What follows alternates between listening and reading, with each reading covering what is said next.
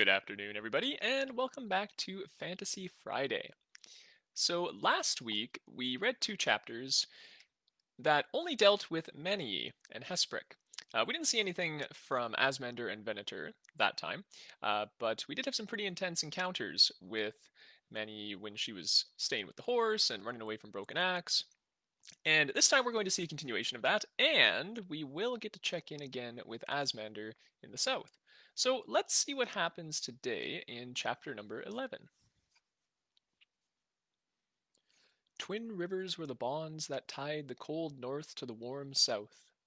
In the east, the sand pearl fed into the marl, which coursed southwards until the dry plains swallowed it up. To the west, a skein of rivers mustered their forces to become the back of the great Sotek. Neither the inhabitants of the Sun River Nation nor those of the Crown of the World truly understood how these rivers linked their worlds. Few had realized that the freeze and thaw of the northern winters caused the flooding of the Sotek that inundated the fields of the south, bringing another year's prosperity and life. But what they did know was that the river was a road.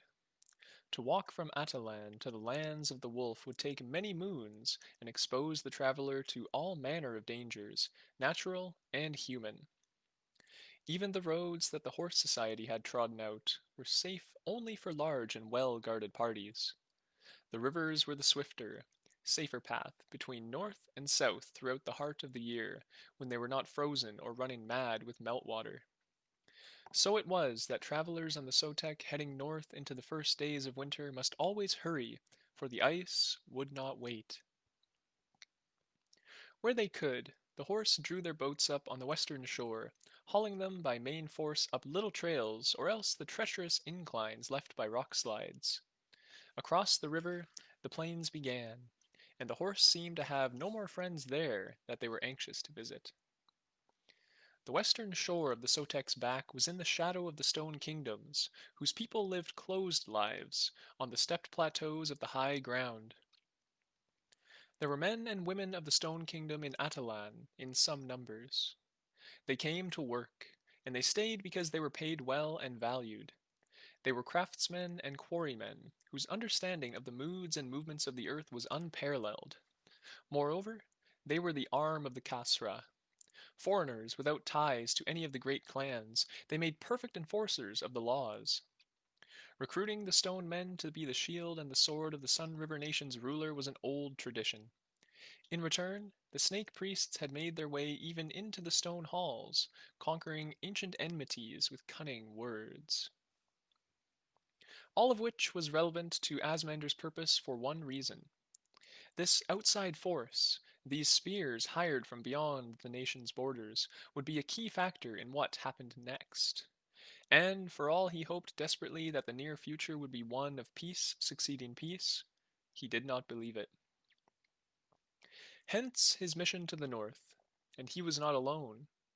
Even as his prince, his beloved Tecuman, sent out trusted men such as Asmander, so there would be others. When there was enough wood for a good fire, the whole traveling party clustered about it, and the chief entertainment then was telling stories. Everyone took their turn. The horse told stories about far places, everywhere but their own home. So it was that one would tell a tale of the crown of the world, how some hero tricked the sun into returning, and yet offended it so that it would always go away again. Another would tell some familiar Riverlands myth, or perhaps there would be a badly remembered history of the coming of the Pale Shadow, a myth Asmander had heard recounted far better by the snake priests. When his own turn came, he felt embarrassed. He was no great storyteller. His voice would always go dry, and he forgot key parts of the tale so that the whole made no sense. When he had demurred enough, and everyone else, Venator and Shiri too, had made it plain he had no choice, he had lamely fallen back on one of the old children's stories about the crocodile and the serpent. He muddled through it, how Serpent had come to the river and sought passage on old Crocodile's back, and been refused 3 times. Who, after all, would carry a venomous reptile willingly? Here, Asmander found himself mimicking his long ago tutors, bringing their expressions and gestures to life, sparking smiles from his audience. Simpler tales for simpler times, he thought. At the last, of course, old Crocodile is tricked into carrying Serpent across anyway, and when he gets to the far side, he's very surprised that the snake has not bitten him. More, Serpent has guided him to a new place where the herds come to drink. And so old Crocodile learned to trust Serpent's guidance, just as Serpent had trusted his strength. Asmander thought he had done quite a good job of the telling, for all it was just a fable for the very young. When he had been that young, the world had seemed fit for such tales. What will they tell about us after we are gone? After that, Venator wanted to give a blood and butchery retelling of some act of pointless villainy, but Asmander elbowed him sharply, and instead, another of the horse told a midnight story of the old kingdom, the first dominion of the stone people, and how it had been eaten away from the inside by the rat cult, by poison and disease, and of the ruins still standing today where none would dare go again. "I've seen them," Sherry declared at the end of that, when everyone was pleasantly frightened by the idea of terrible things done far away. "I've been there." That seemed to be in bad taste as far as the horse were concerned, but she had a smug look on her face that said the laughing men did not care about the taboos of others. "They are close to here. We will pass through their shadow before we reach the north. If you were brave, any of you, you could follow me up there and see where the rat gnawed the bones of kings." She was grinning fiercely at their discomfort, plainly very satisfied with herself. Asmander knew where he stood with the Horse Society. He knew exactly how his relationship with Venator pivoted. Duty and resentment, love and hate. In the days of their journeying together, he had come to no understanding of Shiri at all. She remained a cipher. And so he announced, "I will go with you." She had not been fishing for this, and his offer caught her off guard. "We shall not have time," the hetman started. "We will see ice on the river soon." "We will go at night, laughing girl," Asmander suggested, seeing her eyes go gratifyingly wide. "Or are you not laughing any more?" "If you can keep up, Longmouth." But she was quieter now, far less delighted with her own wit. "I have not known many of the stone men," Asmander commented, reaching out for another handhold. "I know they live shoulder to shoulder in their high places, or so I'm told. Perhaps I don't believe in this ruined kingdom." He was speaking to cover his own nervousness. The very path they followed gave the lie to his words. It was steep, but the steps of worked stone were still evident, rounded by time. Hardy trees and bushes had forced a foothold with their roots, making for easier purchase. The moon was close to full, too, but while that pale light showed them their way, Asmander did not like the way it seemed to make the rock stairs glow faintly. Shiri, ahead of him, just grunted, concentrating on her own ascent. "There are many places along the Sotek where men once lived until disaster or bloodshed destroyed them. Now those places are lived in again, by others. Nobody would abandon such a place forever.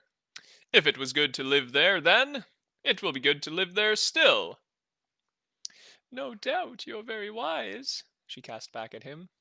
"But there are places on the plains, the old forts of the Horn-bearers, which are sealed still. We do not go there." "And why?" "For the same reason the stone men don't come here now, because of what they let in all those years back.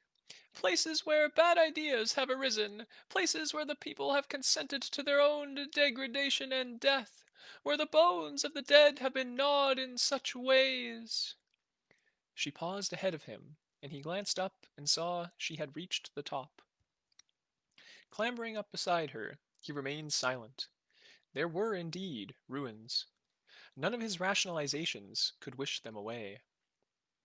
An archway cut into the stone stood twice the height of a man, and through it, just a short distance off, he could see a broad and moon-splashed space, littered with tumbled stones.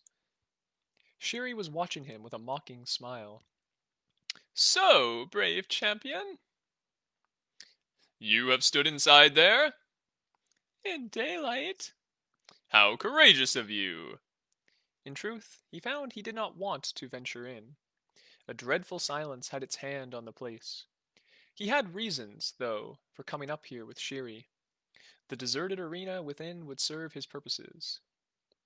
The mission first, He reminded himself. She twice hesitated to walk into that dark passage before she finally stepped and skittered through on 4 legs. That seemed a good idea to Asmander. When he followed her, it was without hesitation, clawed feet clicking on the stone. The champion was always a ready antidote to fear. They resumed their human forms inside, starting about them at the dead city of the old stone kingdom. Here was a canyon, sheer sides reaching far above them, with a trickle of a stream still snaking its way down its center. The walls had been worked from top to bottom, cut into rooms one on top of another, not an inch wasted, so that the stone around them seemed to have 100 vacant eyes on both sides. They go straight into the rock, Shiri told him. I don't know how far. They go down, too. There are shafts like great wide wells that just go down. Every bare wall had been carved. They saw what had been human figures there, large and small, but everything vandalized. The faces, especially, had been smashed away, and most of the hands, too. All the imagery that might have told them who those lost people were and what they had been about. did you go in? Asmander pressed. The look she gave him provided enough answer. No, she had not. His curiosity was more than satisfied. It was time to talk. I will have words with you now. She did not mistake his tone, and perhaps she had been waiting for this. So, was all she replied, but there was abruptly more distance between them than before. Asmander still stood between her and the way they had entered, and the champion was faster than she was, whatever form she might assume. I do not understand why you are here, he told her flatly. Some southern boy's foolish dare, she said, hands on her hips. You know what I mean. Why is one of the laughing men inviting herself to the crown of the world? I like to travel. Plains people do not travel. That struck real anger. You know nothing, Longmouth. I have traveled many places. Never to the north. Not yet. She had started loud, but lowered her voice before she finished. The window-riddled stone around them had made something unpleasant of the echoes. Why did the Malika send you? He pressed. I was not sent. If you are here to prevent me carrying out my mission, I will kill you. He was ready to fight now, right here. This place reeked of death. One more victim would make no difference. At the same time, he knew that the thought was shot through with dishonor.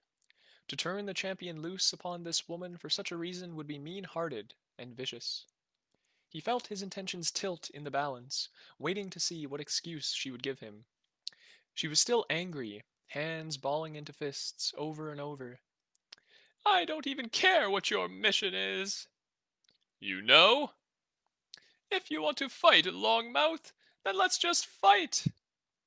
She had a bronze knife in her hand, swift enough that he had not even seen her draw it. In the echo of her words, he sensed that something else stirred. For a moment, he was imagining little feet rattling troves of old bones, flooding through the buried halls where the ancient stone men had gone off to die. Looking into her eyes, he realized that she had imagined exactly the same thing, and so perhaps neither of them had imagined it at all. What I know is what everyone knows, she said, quieter now. I know the Kasra is dead. I know there is no new Kasra, or two of them, and you cannot have two Kasra of the Riverlands. Everyone from the south tells a different story. What do you say, Longmouth? When he would not answer, she prompted, You spoke of your prince to the Malika. I heard you say... What was his name? Tecumen. It seemed a betrayal to give voice to that name in this place, but at the same time it brought a little strength along with it. Tecuman, my prince. And he's going to be Kasra, is he? I've heard it said. My father has staked a great deal on it. But there's the girl. That's what they say. If he's Tecuman, then she's what? Tecume? Tecumet. He had been listening to Sherry's voice, letting his ears search for the hidden intentions he had felt sure must be there if she was here with an ulterior motive. He had heard nothing. Two children, one name, right. We may not be river lords, but even we know that's not right, Shiri told him. One has to find a new name. The other one's the Kasra. He realized he had taken his eyes off her, what should have been a fatal mistake. He had stepped closer, but the knife had been put away. So this matters a lot to you, she observed. Enough to try and kill me. The anger had gone along with the knife. In its place came something like sympathy, unlooked for in a plainswoman of the Laughing Men. You know this Tecumet? From my earliest days. And? She is beautiful. Asmander replied honestly, seeing a shadow of displeasure pass over Shiri's face. She is noble, wise, and brave. She would make a good Kasra. And your Tecuman? The same. All of it the same. She regarded him, perhaps doubtfully, but he could not read her expression. The moon did not touch it. In the gap of her silence, the greater silence of the place around them crept in, until Asmander's ears began hearing sounds that might not even have been there. The scurrying and the scrabbling, as though the faint echoes issued from chasmed walls and long-lost chambers, winding their way to the surface by the ranks of empty sockets that lined the canyon. Come! Abruptly, he was turning, passing a panel of defaced inscription to the nearest squared-off hole that might have once been door or window. Beyond was only the darkness, and a faint, cool breeze that bore something disagreeable upon it. Come here! He heard the scuff of her feet as she approached him warily. He had one foot up on the edge of the hole, as though about to descend into the unseen abyss beyond. The stone people never returned to this place. His voice echoed into the black depths below. Do you see them here? She was at his shoulder, but tense and suspicious. Those I saw in Atalan, they were no fools. Sober, serious, strong, and not easily scared. I told you, nobody will go where the rat has raised its standard. Once a people have fallen to that despair, their home is lost forever. But you must tell the rat stories, even on the river. The serpent priests do. He had been waiting. She had been waiting for him to do it, ready to hurl herself away from him, and still he was quicker. In an instant he had her, one hand at the back of her neck, the other gripping her right arm where she had drawn it back. The point of her dagger gleamed close to his eye. She was stronger than he had thought. They fought a silent battle over the precise distance between her blade and his face. These last 3 years I have been hearing of the rat cult, he told her. They were now teetering on the brink, and she stopped trying to stab him only because it might have toppled them both. In out-of-the-way places, isolated villages, in old tombs, they say, the followers of the rat are gathering within the nation. The priests hunt them. I have seen rat worshippers die an unclean death by the rope, because their flesh is not fit for old crocodile, and their spirits must be penned within their human bodies. This is because my nation stands at the edge of the fall, even as this place fell, as your horn-bearers fell. Wherever there is fear and doubt, the rat creeps in and gnaws. This is what waits for us if we descend into division and war between ourselves. He was speaking too loud, and partly it was to drown the distorted echoes of his earlier words.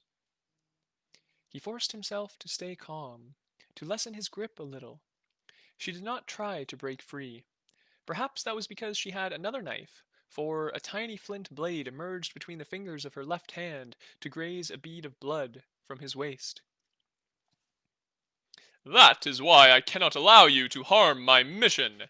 That is what is at stake, he told her. Tell me, what do the laughing men swear by, Shiri? Tell me what you wish to swear, Asmander. He almost felt that he did not need to ask her. That exchange of their names seemed to have sealed something between them. Swear that you are not sent to work against me. By my mother's life! But beyond that, I will swear nothing. I do what I will. I go where I will. And where will you go? For now, with you. For a moment he stared into her dark eyes and tried to find truth there, or anything he recognized. At last he said, You remind me of Tecumet. Your enemy? She demanded. Even so. He paused, and perhaps should not have done so, for, at the moment, something else sounded from the cold depths beside them. A shifting stone, or something similarly innocuous, save what could be down there to shift it. Instantly they both sprang away from the edge, as frightened as children. She put a body's length between them, fighting distance, save that her knives had disappeared again. What now, champion? She asked, and it was a direct challenge to that part of him she had witnessed killing the aurochs on the plains. Tecumen, forgive me if I am failing you in this. The two tines of the fork had him pinned, his duty to his prince and his personal honor. Now I trust you. With those words he was walking towards the narrow archway by which they had entered, forcing her to trot at his heels. Just like that? Even so. If they left with more haste than they had entered, well, the night was cold and growing colder.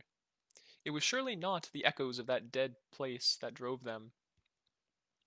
As they emerged from the shadow of the arch into a healthier kind of night, Shiri made a sound of amusement.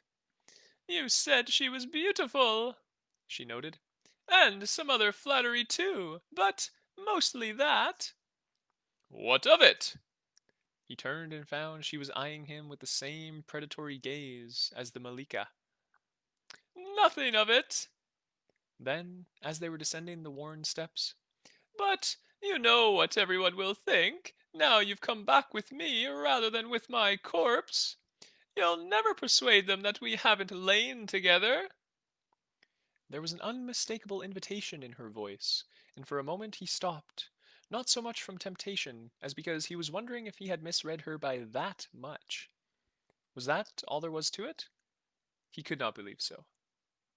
He said nothing, and continued descending. The look in the eyes of Venator and the horsewoman on watch said exactly what Shiri had predicted. At last they were far enough north, and the year far enough advanced, that there was ice floating on the river. The evening after, Asmander asked Eshmir if they were close to their destination, and she shrugged. We come off the water soon, first chance we get.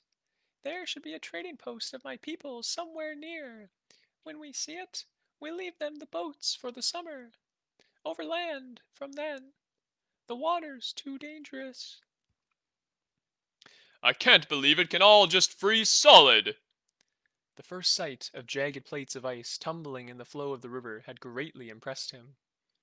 Go far enough, and everything does, I've heard, she confirmed. But the rivers here won't, only they'll be cluttered with ice. The boats'd get torn open, and you don't want to find yourself sunk in water that cold. He nodded vigorously. Already he was well swathed in woolens and a fur-edged coat, gifts of the horse. Annoyingly, Venator seemed to care less about the cold, or else he was just suffering in silence purely to vex Asmander. He had been sleeping with one of the horsewomen, too, which meant that his nights were notably warmer. Eshmir had been studying Asmander. I travel to the many mouths, champion. They rule the wolf right now. I am sent to strengthen their friendship with the horse. She had not spoken of her own mission before, and Asmander had been so wrapped up in his own that he had not inquired. Passing through the plains, she had been a model of calm authority, but now she seemed uncertain, a woman reaching out too far. You've not traveled to the north before? He asked. She shook her head. Family business, though, like yourself. These things are known. One's clan is the river in which a man swims all his life. Asmander quoted, hearing his own voice and its petulance. Your father's a big man, advisor to the throne, yes? When there was someone on it, at least. But he just nodded. Mine is Lo Malik of the Horse Society. He has 11 children, each expected to bring glory, and to repay his investment in us. So I go north, to strengthen our links with the tribes. It was only in hearing those words, and only for a moment, that he realized how much she had not wanted to undertake this journey. She had kept such feelings hidden all this time, and done her duty. I understand. It was an understatement. So, champion, where does your own path take you? To the wolves I must go. These many mouths sound quite suitable. They rule the others like a Kasra? Or are there tribes at each other's throats like the plains dwellers? Something in between. The High Chief is listened to. Each tribe is its own. He nodded again. You would like me to travel there with you? You will gain credit in the eyes of the Horse Society. She did not say, I will feel safer with you there. That can mean many things in a hard land. Well, It is good, he agreed. You shall have me and Venator. and the Laughing Man girl? She will come at your heels, no doubt. The hetman gave him a look. I am not responsible for her. Her expression showed that she was pointedly declining to comment. The next day they saw the first horse raft traveling south, a great construction of logs that encompassed its own commodity, that northern timber that the Sun River Nation could never get enough of. The handful of horse people who were pulling it clear of the riverbank called out greetings to Eshmir's canoes, and this brief exchange told them that the trading post was close enough that, if they paddled hard, they should reach it around nightfall. Asmander found he did not want to leave the river. While they traveled these waters, no matter how far north they went, there was still an unbroken line connecting him with home. The moment he headed inland, no matter that the north was said to be a place of lakes and streams and rains, he would be cut off from the lands that he knew. The riverbanks were already pale with snow, and each night he huddled ever closer to the fire. The days were scarcely warmer. He was entering an alien and hostile land.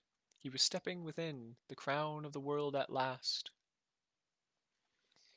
Alright, and that's where we're going to leave Asmander for now. And here's where chapter 12 is going to pick up, back with Maniye again. So here we are, chapter number 12.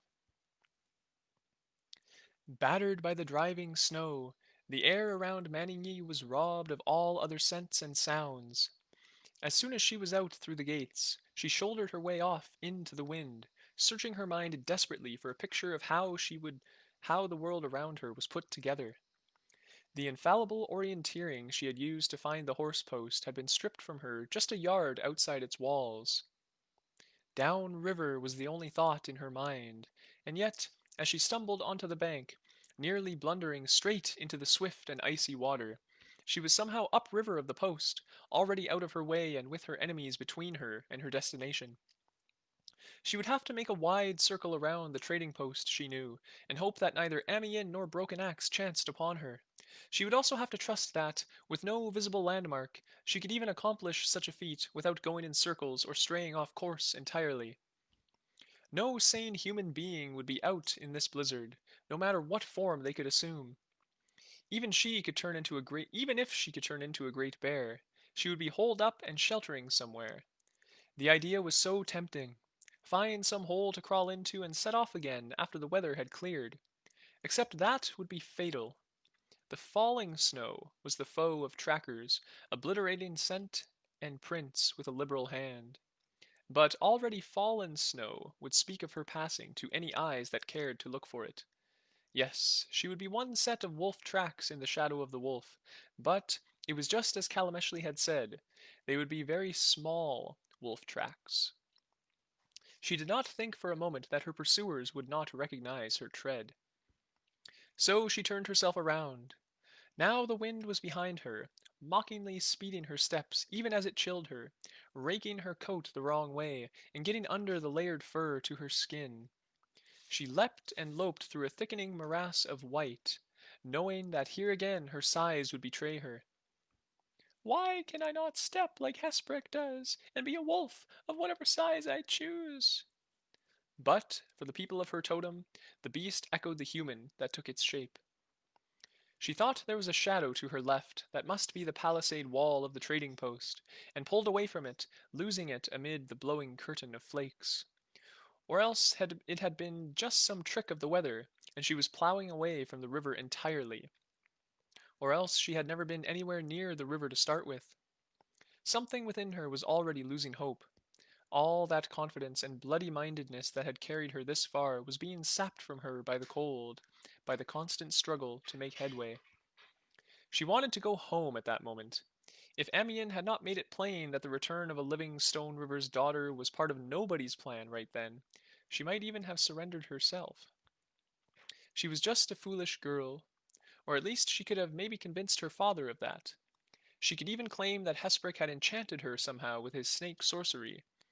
They would believe many bad things of her, so why not that she was stupid, and that she was weak? And Hesperich would die, of course, either under Kalameshli's knife, or of the cold if she abandoned him out here. In that moment, when she was at her lowest, she could not bring herself to care. She realized that she had been heading for somewhere for the last few heartbeats.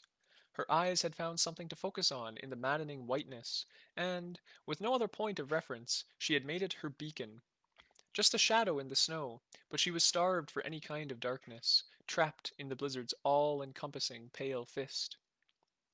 It was darkness she found. There he was, waiting for her, hackles up against the cold and his pale coat dusted with snow, but with no other sign that he was sharing the same storm that she had fought her way through. Broken axe. Abruptly, she did not want to go home, not if it meant broken axe. She had come to a dead stop as soon as she realized who she was looking at, and, for a moment, the two of them stared at one another, wolf to wolf. She bared her fangs in her best intimidating snarl, and he did not even dignify her with a single shown tooth. Then he stepped, and she shrank backwards. The man was worse than the beast, so much worse. He stood, lean and hard and with a sheepskin cloak snapping and rippling fiercely about his shoulders like a living thing. He moved towards her, hands out slightly, reaching. She felt a pinioning terror at just being this close to him, crouching with her belly to the snow, still showing her teeth, and yet every line of her body signaling abject submission. Could I attack him? The thought found her mind somehow. She was in her wolf shape still, and wolf's grown children all had fangs and claws, be they never so small. She could not make herself even consider it. She felt that, if she touched him, even to tear at him with her jaws, then she would die. The death that he had visited on her mother would leap across to her and strike her down. His face was very calm, a slight frown over those narrow black eyes. She could discern every hair of his stubbly beard, the scar on his cheek. Her fear saved her, as it had before. Abruptly, she had leapt up into the air, all 4 feet off the ground, and twisted to come down, facing away from him, and, even as he lunged for her, she was away. She knew that he would step a moment later, and come hounding down her trail after her. Still, she put as much distance between them as she could, sending out her pleas to the spirits of weather and wind that the snow would shroud her just enough to be out of his sight. She let her path take her left and then right, sharp turns taken blind into the snow. Suddenly she needed no sense of north or south, upriver or down. The only direction she needed to concern herself with was away. She ran, and once again she was amazed at how she could run. Even though the snow conspired to drag at her, even though her muscles burned, she did not look back. That was not an easy luxury for wolves. In her mind, Broken Axe's jaws were forever an inch from closing on her haunches. Then the white carpet was thicker and thicker, and more than once she tumbled into a sudden snow-filled dip or a drift that threatened to bury her. Worse, always there was the creeping chill that she tried to keep at bay with each instant's burning exertion. No pelt, no in-haired winter clothing could keep this early winter at bay forever. However swift she was on her wolf legs, on good ground, this heavy going was killing her by degrees. She did not believe that it would slow Broken Axe in the same way. She did not believe that anything could slow him, not even the great spirits of winter. For a moment she stepped to her human form, stumbling and tripping on 2 feet, but the chill seized her instantly in its jaws and shook her, and she knew that she could not survive, that all Broken Axe would find of her would be a cold corpse. It was as a wolf again that she ran on. She was not sure exactly when she had reached the trees. Numbly, she recognized their shadows around her, and understood that the lessened snowfall was because of their sprays of needle-edged boughs above her, already growing heavy with white. Am I north or east? She must be north again, for there was no river in sight. North and west, so back the way she had come. By that time, there was nothing more left to her. The well of energy that had whipped her all the way from the hall of her father had run dry. Her bones were cold, and her strength used up. Here, below the patchwork shelter of the trees, she knew she must find somewhere to rest. Under the smothering cover of the clouds, the day had already expired. She would follow its example if she did not find somewhere to hide up and lick her wounds. And if Broken Axe found her? If he tracked her even through the snow? If he was staring at her, even now? She could muster only the feeblest flicker of fear. She had revised her opinion. The weather was the greater god. Not even the wolf's most deadly son would willingly have subjected himself to this. Soon after, she found a tree that some past storm had pushed over, leaning into two of its fellows with half of its roots wrenched up out of the soil. There she huddled, out of the wind and its cold burden, a small wolf in a small space that would not have admitted the girl, let alone Broken Axe in any of his forms. Outside, the diligent broom of the snow smoothed over her tracks. She could not know that, while Broken Axe had been harrying her, Amiens and her remaining son had guessed at her intended destination and set off swiftly down river for the further horse encampment, with murder on their minds. She would not hear their howls of rage once they realized their mistake. At last, after such a fierce chase, she slept.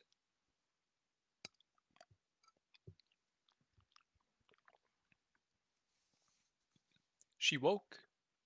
She was bitterly cold, but in her mind was an understanding that she had felt colder in the recent past. The hole about her was now snug with her body warmth, kept in by the enfolding arms of the snow itself. She was ravenously hungry. There was light, pure white light, emanating from where the snow lay thinnest, and she could only be thankful that her hiding place had been here in the lee of the ruined tree, or she might have been buried and dead before now. I wasn't thinking. There hadn't been much room left in her for thought at the end. She scrabbled and pushed with nose and paws, breaking out by mere inches, then scenting the air. The snow had extinguished the rich tapestry of the forest's memory, wiping it clean. She could only scent what had transpired since the storm had blown over. There were squirrels, her nose told her, and there had been a boar come foraging close not long before, and, in the distance, she reckoned she caught a whiff of bear. No wolves, though, nor men. She would trust to her nose and dare to believe that Broken Axe had been left behind in the snow. No guarantee that he would not find her again, that he would not find her soon. Once she moved on, the snow would turn traitor and tell any curious eyes where she had gone. Still, no Broken Axe right now. No Amiens. No Calameshly takes iron. No vengeful father. She wriggled her way out into the open and stood, blinking at the still, white world. There was a fragile and unfamiliar silence to it, and it struck her that she had never known a winter without having the walls of Akrit's Hall to shelter her.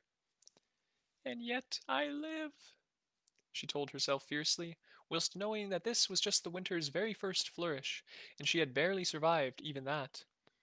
In the back of her mind had been the fond fiction that she would simply live out the cold as a wolf if she had to, hunting the small creatures of the forest and taking the shelter that nature provided. Her mute brothers did it, needing no better and having no human form to assume. So why not her? She now had the first understandings of why not. The true wolves of the forest might have human souls, but they had grown and lived as beasts, and knew all the way of the wild. And, even then, save for a few, they lived in packs. Facing the ice season alone was a fool's game for men and women older and more experienced than she. Moreover, she was hungry and weary from her long run, and her wolf paws were tender from so much ground covered. If she kept pushing herself, seeking distance, she would wear out her ability to run until she was crippled by her own determination. There were villages, she knew. If she followed her nose, she might be able to find a community of the deer or the boar who lived under the wolf's shadow. Perhaps she could even talk them into taking her in for the winter, threaten them with the wolf's power, or beg their indulgence and hope they were kinder than her own kin would ever be. But then, every morning, she would step outside and wonder if the face that would greet her first would be Broken Axe's or Amiens Shatterzoak's, or her own father's. Deep in the forest, she heard a sharp crack of breaking wood. The boughs all about her were weighed down and sloping under their cold burden. Elsewhere, she heard the slumping thud of a branch shedding its load and springing back up. Other than that, nothing. As though the world had been rid of every human thing but her. She felt the need to see more. Her hackles prickled with the fear that the silence had some presence that was stalking her. In one smooth transition, she stepped to her tiger form, kept buried these last few days, and leapt up the nearest tree, raking her way up, bough to bough, in search of a vantage point. What she had forgotten was her satchel, that did not shift with her and had been made with the narrow frame of girl or wolf in mind. As a tiger, she was broader about the chest, and, 2 branches up, one strap tore away, leaving the bag swinging about one foreleg. What fell from it was the tightly coiled shape of a serpent, which dropped like a stone and vanished into the drifts at the base of the tree, barely leaving a mark. What sprang from the snow with a squawk of outrage was Hesperk Essen Skis, the man, flailing and stumbling, in snow up to his knees and with his fur cap half over his eyes.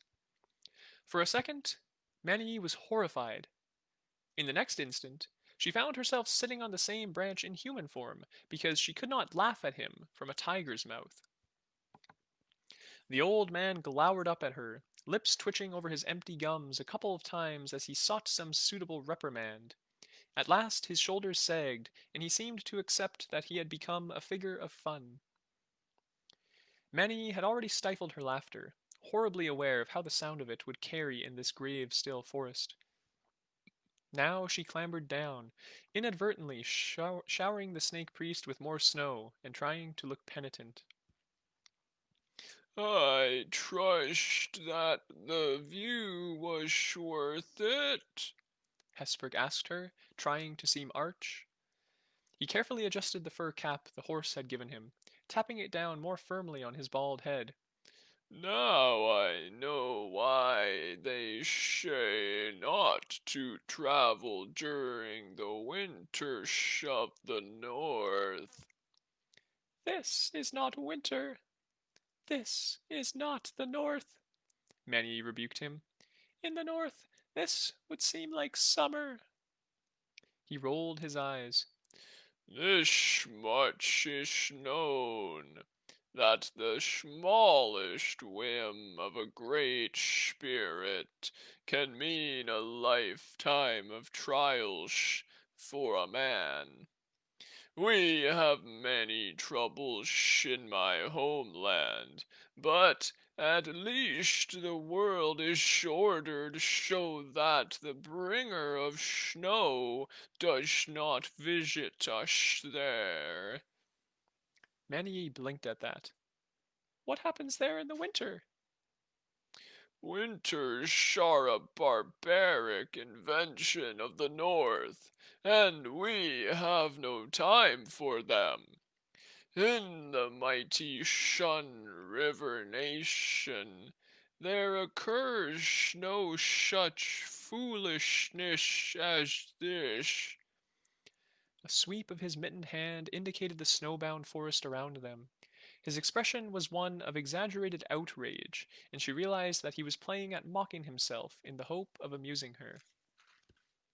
Well, he needs me, she told herself. He needs me more than I need him. It was a mean thought, but she was still unsure of him, this pallid foreigner with his faded scale tattoos. He wrapped his arms tightly about himself, shuddering and more serious now. What place is this? Maniye didn't answer, but he plainly read the truth in her face. I see you don't know. He grimaced. We will find water and follow it downstream. Back to where we were? And if your enemies are still there? What is your plan, wise one? He exhaled deeply, pluming the air. Alas, I was separated from my plans by your so hospitable people. I fear I will never get them back. More clowning from him, but she was wondering, and just what were those plans? Because he had never made them plain. She was ashamed to find that a part of her still yearned for that odd tale he had made up for the horse, how he had come to find her, that she was special to the world as something other than leverage for her father to use against her mother's kin. Hesperich had taken a few steps, and now he paused in thought. Until it snows once more, or until it thaws. What a tale we will tell wherever we go. Your hunters, they will be looking, I think, for the tracks of a little wolf, or else the tracks of a man and a girl walking together. She nodded. He appeared to come to a difficult decision. They will not be looking for one man on his own, perhaps. One set of tracks. They will not wish to go hunting every lost traveler or woodsman. Manny stared at him. What do you mean? Was he abandoning her? Did he think he would stand more of a chance alone in this cold and alien land, and go unhunted? It cut her, and deeper than she would have imagined.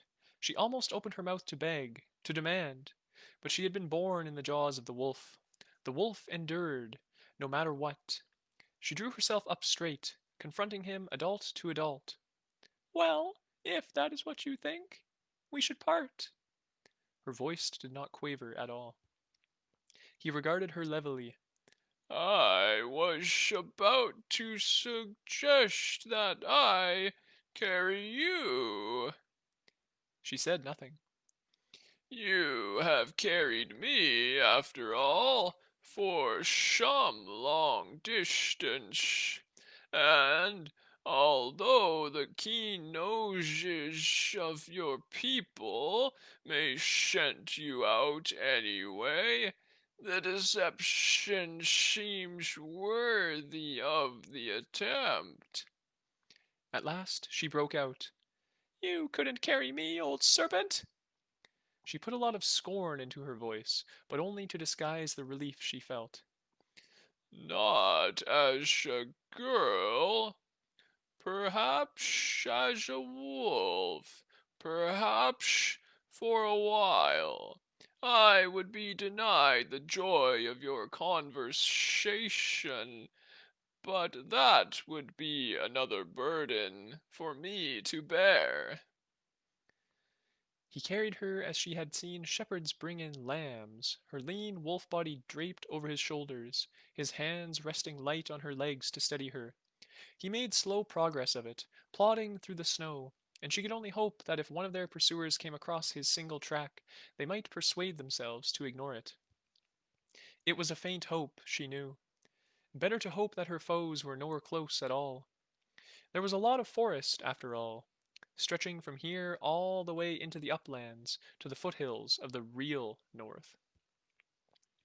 Hesprick stopped to rest frequently, but he managed to bear her on his shoulders for most of the day. They ate some of the Horse Society's food, but made no fires, and, although the sky through the trees was white as the old man's skin, no more snow fell. When they were moving again, Maniye let her nose guide them still, pointing out the way for Hesprick. When she caught even the faintest trace of wolf, for all that it was not familiar winter runner wolf, but just her mute brothers, she urged him away. When the breeze brought a hint of running water, she guided him towards it. It was still her hope that somehow she could follow a stream leading to the sand pearl, that those hunting them might be gone from the horse post, that there would still be a plan south. Alliday and his people gone would be already gone, though, that much she knew. She would need to seek downriver into Swiftback lands for any of the horse at all. Most likely, by the time she arrived there, they would not be traveling. There would be no movement on the river until the summer, and staying by the river, or with the horse, was just an invitation for the hunters to find her. And yet she had nothing and nowhere else. Only now, with the luxury of hindsight draped over Hesprick's narrow shoulders, did she realize just how little she had thought matters through. In her mind, 100 scenarios played out, and she had constantly to fight a nagging voice saying that life in her father's shadow would not have been so bad.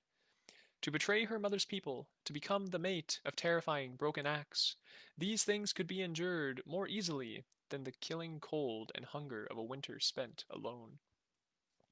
That night she found another hollow to sleep in, repairing her satchel as best she could to provide a bed for Hesprick. She did not dare try for a fire, but felt mournfully sure that she would not have been able to start one anyway. She had the understanding of how to do it, yet not the skill. The next day she traveled on her own 4 feet, and he still on his two, too weary now to carry her further, and yet too proud to beg a ride just yet. They passed the time in silence, with Maniye shackled to Hesprick's slow pace. That morning they finally found the stream that her nose had been telling her about.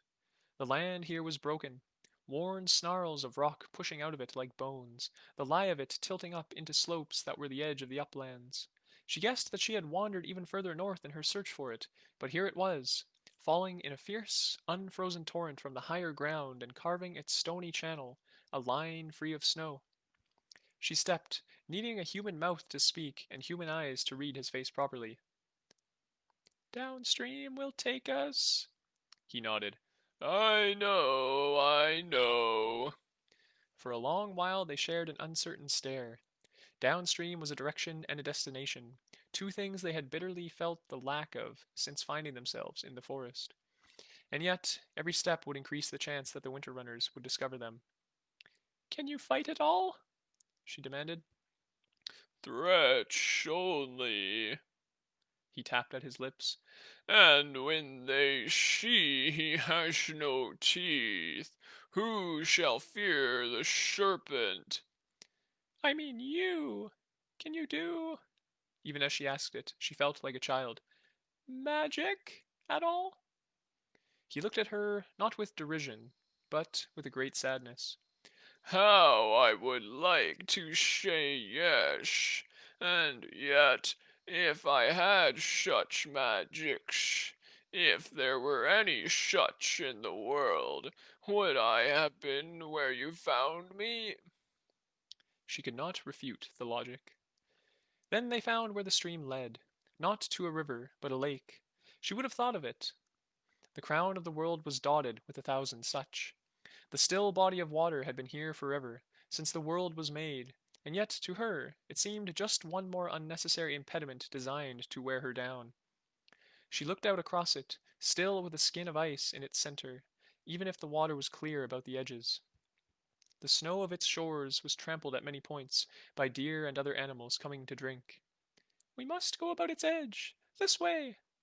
She was recovering her orientation enough to know which was the southern shore. We will find where the water leaves it, and follow that.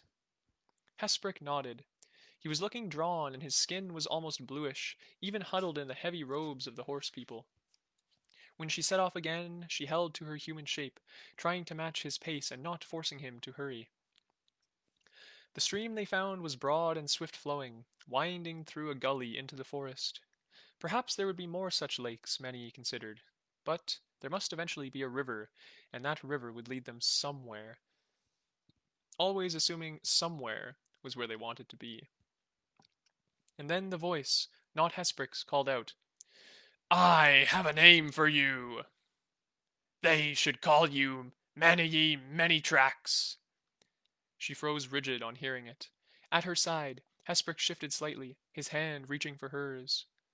Broken Axe stood on the far side of the stream, so still against the snow that she had not noticed him. He must have been watching them approach around the lake's edge all this while. She wanted to scream at him. She wanted to demand how he could always be there ahead of her. She would have believed, in that moment, that Axe was more of a sorcerer than Hesprick could ever be. Her voice stayed locked in her throat, though, save for a tiny whine of fear. She could step now onto a wolf's paws and dart away. She would be abandoning Hesprick, but then Broken Axe wanted her and not the old man, or at least her more than the old man.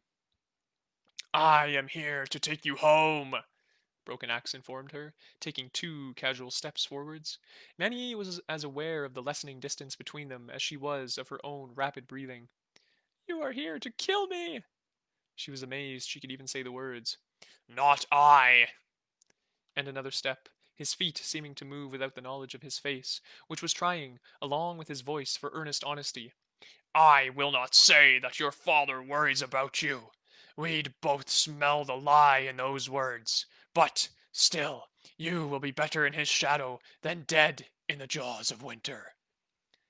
And she could sense the tension coiling in him as he inched nearer, and still she could not move. He was 2 steps from the stream bank on his side. She was 3 steps from it on hers. What about him? Maniye asked, and Hesprick's hand finally closed on her wrist. I don't care about him, Many Tracks. She saw Broken Axe shift the set of his feet. Go, whispered the snake priest, and his bony fingers drove into her skin, the sudden shock of it breaking the spell and freeing her, but only to flee once again, craven as a coyote. Not knowing what he would do, she stepped in that instant, dropping into the wolf shape that seemed almost more natural than the form she was born into. When she stepped, it was always into the feet of each form, and so she had a desperate vision of Hesprick just collapsing into the coils of his serpent and being left behind. His grip never left her, though. Somehow he cast himself up the arm that was touching her, so that when he whipped into the slim cord of his smallest shape, it was already coiled about her. There was a horrible moment when she felt him throw himself about her shoulders and neck, heartbeats from dragging her back into her human form.